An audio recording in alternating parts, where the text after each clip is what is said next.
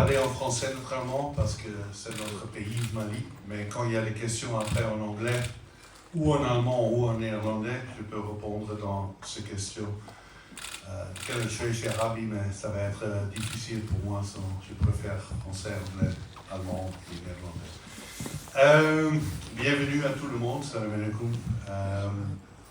C'est notre deuxième match dans notre groupe, un groupe très fort avec 4 équipes qui ont gagné leur qualification. Un match, on a pensé de gagner ce match contre Zambie et presque tout le match, on est en contrôle et c'est dommage qu'on a incassé un but les dernières minutes et ça donne plus de pression pour le deuxième match contre Maroc. Maroc est le grand favori, c'est une équipe très forte. Je pense l'équipe plus forte en Afrique pour le moment et une des équipes plus fortes du monde. Pas seulement avec l'équipe A, on a vu l'équipe moins 20, l'équipe qui a joué la Coupe arabe, le Chan. Et aussi les jeux, on a analysé naturellement aussi les derniers matchs du Maroc contre Comores. Une bonne victoire contre une très bonne défense de Comores.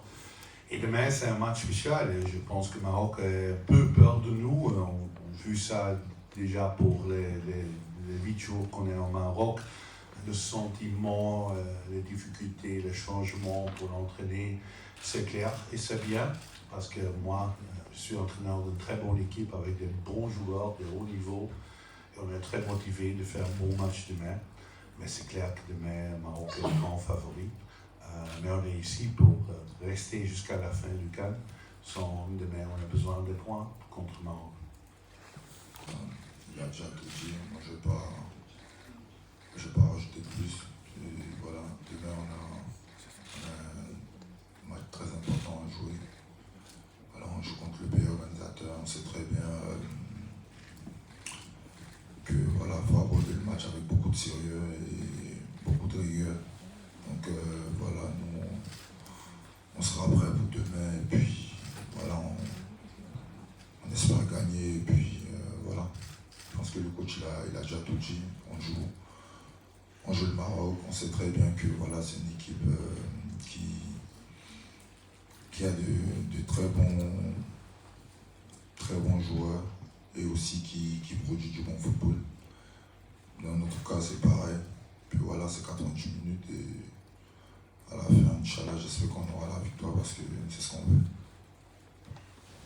Ce qui compte aujourd'hui pour moi, c'est mon pays, c'est le Mali. Je suis là, on est là pour la CAN. Et voilà, on a un match très important demain, je suis concentré là-dessus. Le reste, ça ne m'intéresse pas. Merci pour votre question. Je vais dire que les supporters sont toujours là pour nous. J'ai seulement joué 4 matchs à domicile dans les qualifications pour la Coupe du Monde et Cannes. La public a aidé nous beaucoup. Et aussi, le premier match contre Zambie, le stade n'est pas plein, mais il y a plus de supporters maliens que de Zambiens et ils chantent, ils sont là et ça aide nous beaucoup. Et on est là pour les supporters. Il y a 25 millions maliens qui veulent une bonne performance de l'équipe, et on sait ça. C'est notre responsabilité d'être des bons ambassadeurs du football malien. Et on va faire tout. Comme j'ai dit au début, on est ici pour rester jusqu'à la fin. On a besoin demain contre le Maroc de jouer bien, même bon résultat. On va prendre des points, d'être plus facile contre Comores les derniers matchs. Les supporters vont supporter nous comme toujours et on va faire tout au pelouse que les supporters sont fiers de nous. Le plan. Alors, comment comptez-vous aborder cette rencontre afin de remporter les 3 points qui sont vraiment importants pour le reste de l'aventure? Et comment se porte l'infirmerie puisqu'on voit déjà Yves Bissouma ici à la conférence de presse? Bonne chance. Merci pour votre question aussi. Oui, mais Maroc, je pense que c'est pas un secret quand tu es 4e au monde, que tu es une bonne équipe, quand tu gagnes avec toutes les autres équipes des titres en arabe ou en Afrique, 3e place aux Jeux olympiques, c'est pas un secret. C'est un bon pays de football et ça commence plus de 10 années passées avec les structures de l'organisation. Mais on a aussi des bons académies, des clubs qui ont fait de bons développements. On a une très bonne équipe et on a une équipe qui est les mêmes qualités presque que Maroc. Naturellement, le Maroc a l'avantage de jouer pour 68 000 supporters qui sont pour le Maroc là, et peut-être 1000 personnes pour nous. C'est aussi quelque chose de différent. J'espère seulement, parce que je vais dire qu'on est très bien ici, on a des bons hôtels, on entraîne aux accommodations du Raja Casablanca, et il y a un petit sentiment, Raja ce sont des aigles, et nous sommes aussi des aigles. Tout le monde qui aime les aigles peut se porter pour nous demain. Ça peut aider, c'est important, mais je pense qu'on doit respecter le Maroc. On ne peut pas être arrogant de dire que on va gagner ce match, on veut gagner chaque match. Le Maroc a plus de pression que nous, ils ont les grands favoris, ils sont les grandes équipes, et laisse-nous faire un surprise, Inch'Allah, demain.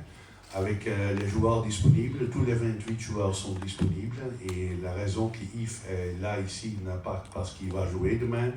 On m'a demandé 3 noms pour les 3 matchs pour les conférences de presse. Le prochain match c'est Amari Traoré qui va venir pour les conférences de presse.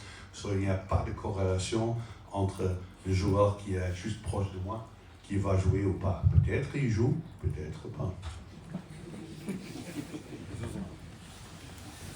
Vu le déroulement du match, demain vous jouez contre les favoris comme vous dites. Je ne sais pas si vous le dites parce que vous pensez vraiment ou parce que vous savez qu'on a du mal un peu avec ce statut-là. Vous allez entrer avec l'optique d'aller chercher un point pour jouer une finale de groupe contre les Comores. C'est plus sécurisé ou vous allez tout faire pour gagner? Oui, on doit penser. On a espéré de gagner le premier match, c'est clair. 3 points contre Zambie et 3 points peut-être contre Comores, parce qu'on a joué déjà 2 fois cette année contre Comores pour la Coupe du Monde. On a gagné les 2 matchs au Maroc contre Comores avec 3-0. Cette année, on connaît un peu Comores. On a espéré de commencer avec 3 points. Maintenant, on a 1 point, on va calculer un peu. C'est clair qu'on gagne demain, on peut gagner le groupe. Et on peut jouer au Rabat, la route qui est préparée pour Maroc pour aller au final. C'est la route plus facile. Qui gagne ce groupe va jouer contre Ouganda ou Tanzanie, avec tout le respect pour les autres équipes. Mais normalement, il va jouer des matchs plus faciles. Il reste toute la route jusqu'à la finale au Rabat. Quand on est deuxième dans le groupe et qu'on gagne 1 point demain et on gagne contre Comores, on a 5 points et normalement ça va être suffisant pour être deuxième dans ce groupe. On a de deuxième position et ça dit que peut-être Nigeria ou Tunisie, c'est plus difficile. Et quand on est troisième, parce que quand on perd demain, on gagne contre Comores, on est peut-être seulement troisième mais avec 4 points. Ça dit que c'est plus difficile, on peut jouer peut-être qu'Égypte. On doit penser, on va gagner des points, on peut jouer pour une victoire, mais on ne peut pas perdre demain. C'est très important pour nous. Maintenant, l'intelligence est plus importante que l'émotion. On a créé un problème pour nous-mêmes le premier match. Pas gagner ce match, on a beaucoup des occasions pour une victoire. Maintenant, on va être intelligent parce que le tournoi c'est toujours long. Il reste beaucoup de semaines et on a la confiance qu'on peut faire quelque chose demain. Merci. Oui, Ousmane a joué 3 matchs, je pense, pour l'équipe nationale. Il est venu seulement les derniers mois en sélection. Aussi son développement avec Angers, c'est impressionnant. Les dernières années, il n'a pas joué beaucoup, aussi avec des blessures. Maintenant, il est titulaire en Ligue 1, il joue toujours de bonnes performances. Il est un de notre 5 joueurs centre-défense qui est disponible pour demain. On est très content avec son performance, jusque les autres 4, on est très content avec les autres 4 aussi. Et on va voir, peut-être il est disponible. Il est disponible, peut-être il peut jouer, peut-être pas. Mais c'est un bon joueur, mais il manque naturellement les grandes expériences des grands tournois. Il a joué, comme je dis, 3 matchs pour l'équipe nationale. Mais quand il va jouer, il va être prêt 100%. Ma question va aussi se porter vers le coach. Est-ce que ce sera peut-être un élément catalyseur parce que... Je vous redonne ma question.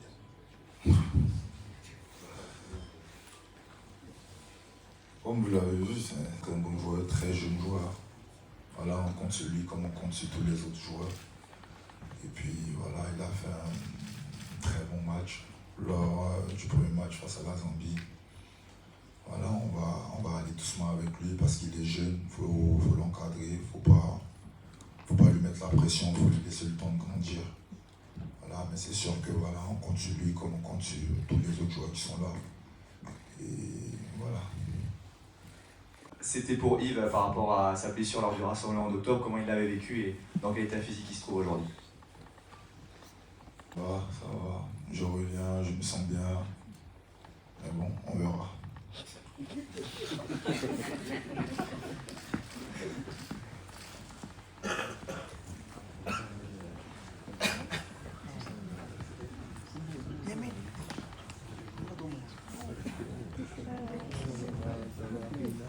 Good morning.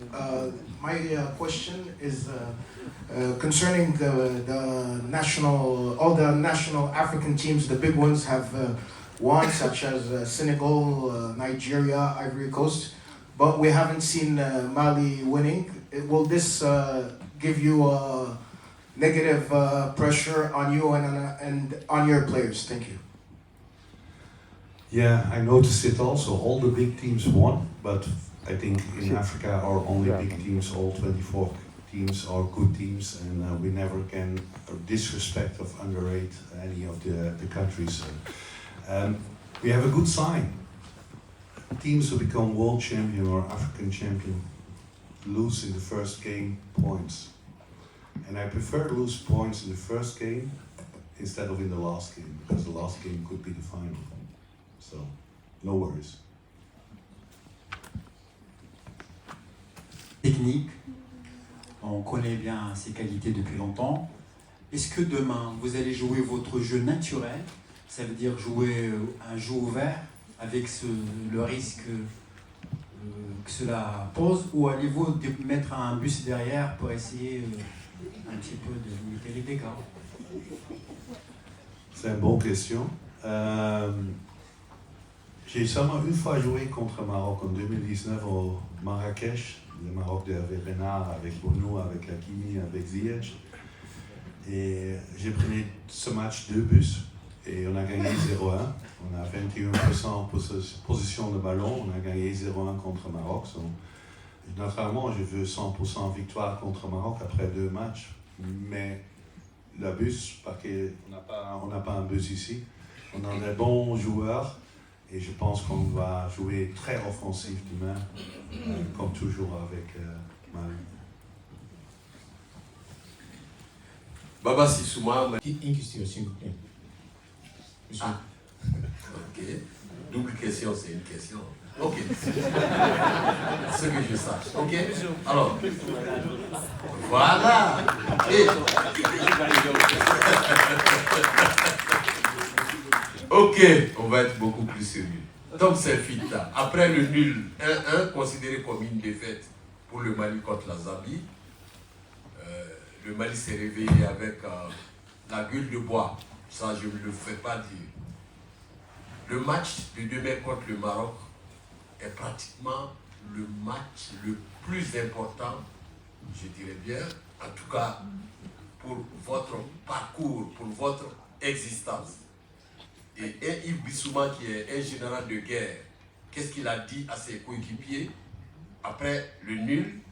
Et face au pays organisateur, qu'est-ce que vous vous êtes dit? Qu'est-ce qui va se passer? On passe ou on passe?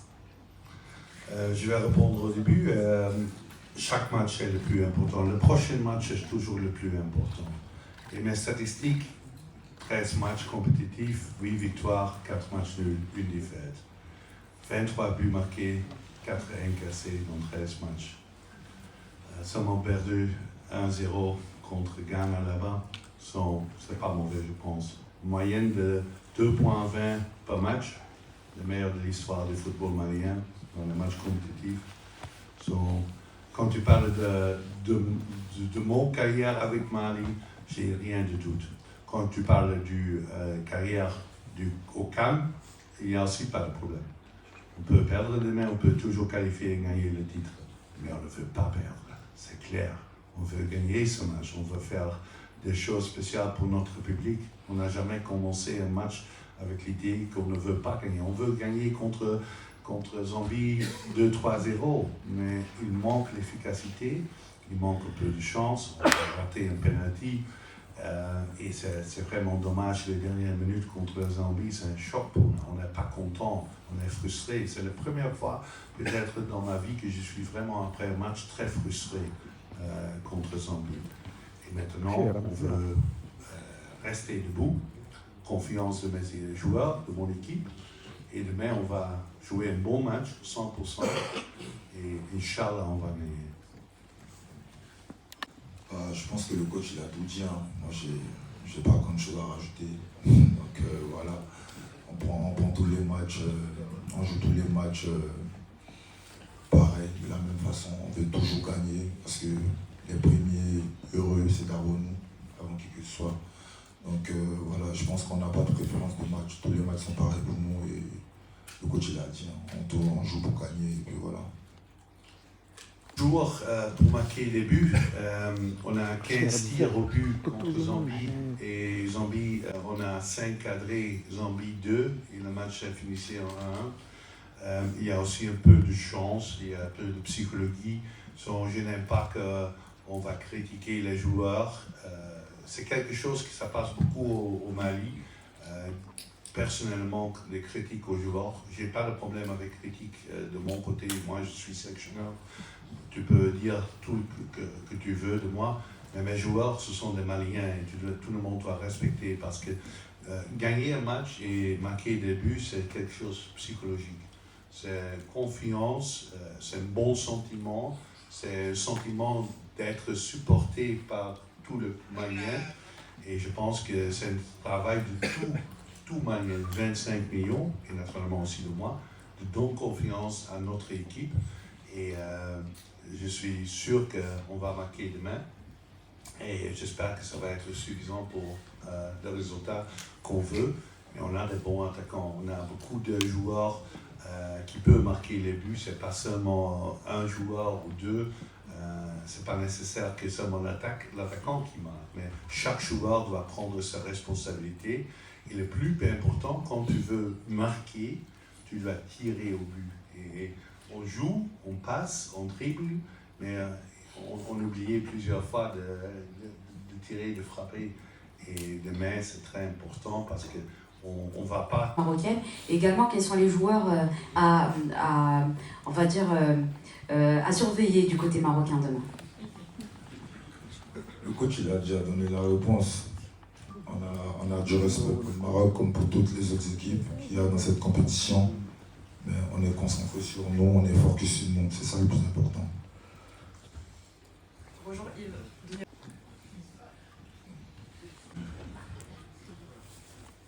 Non, je pense que, honnêtement, comme je l'ai dit au départ, on est le Mali, on sait ce qu'on veut, on se bat pour toujours gagner parce que, comme je l'ai dit, les premiers contents, c'est nous.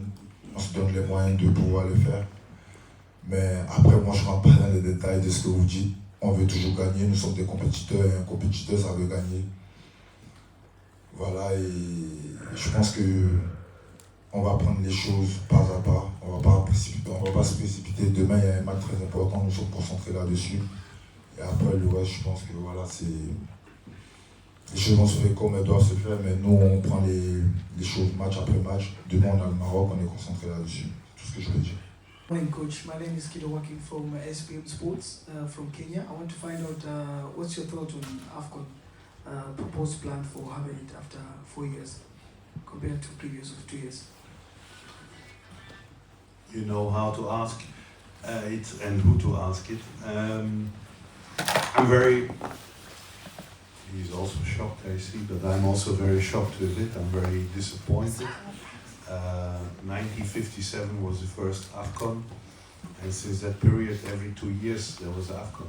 And it's the pride of African football, the best players from Africa who perform, all the big clubs in Europe who come together, the celebrations of the fans, the honor and the glory of African football. And to take it away and to go into every 4 years, I could understand if it was a question from Africa, if it was a request for any reason needed by the African players, the African federations, or even CAF, but it's all instructed by the big people in UEFA, the big clubs from the 5 leagues in Europe, and also by FIFA. And that makes it so sad.